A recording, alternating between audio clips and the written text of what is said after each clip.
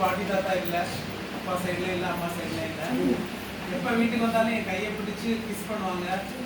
அப்படியே வந்து எனக்கு இப்போ பேச வாய் வரல, அதனால தான் நான் பேசாமல் இருக்கேன்.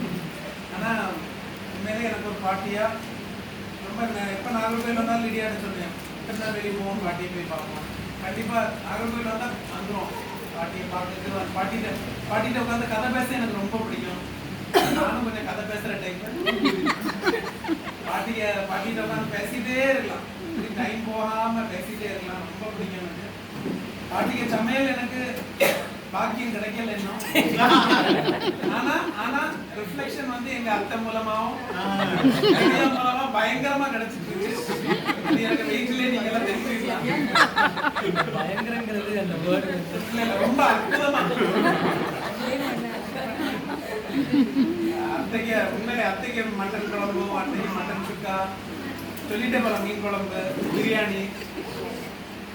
ஆனா இல்ல வேற பாட்டிக்கு ப்ராஃபசிஸ் யாரோ ஒருத்தர் சொன்னாங்க. உண்மையில பயங்கர எனக்கு ஒரு ஒரு மரத்துல பழம் காய்ச்சிருக்கிறத நான் பார்க்குறேன்னு சொன்னாங்க. அதே மாதிரி இங்க வறண்ட நிலத்துல நீரோடை போல கடவுள் தந்தாரு. தொடர்ந்து 4 வருஷத்துக்கு தொடர்ந்து போயிட்டு. Thank you so much to almighty. And அப்படி ஒரு விஷயம் இருக்குன்னா எப்படி பாட்டி நமக்காக ஜோம் பண்ணிட்டே இருக்காங்க, நம்மளே மனசில் அடிச்சு ஜோம் பண்ணிட்டே இருக்காங்கன்றது ஒரு பெரிய ஆச்சரியமான விஷயம்.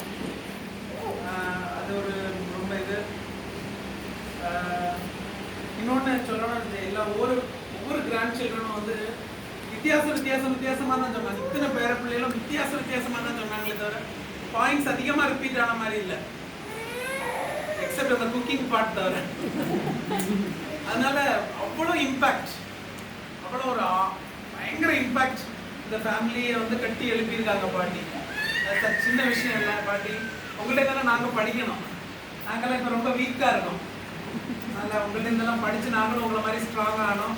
தொடர்ந்து எங்களுக்காக ஜாப் பண்ணுங்க. 100 வயசு வரை நீங்கள் இருக்கணும் கட்டாயம்.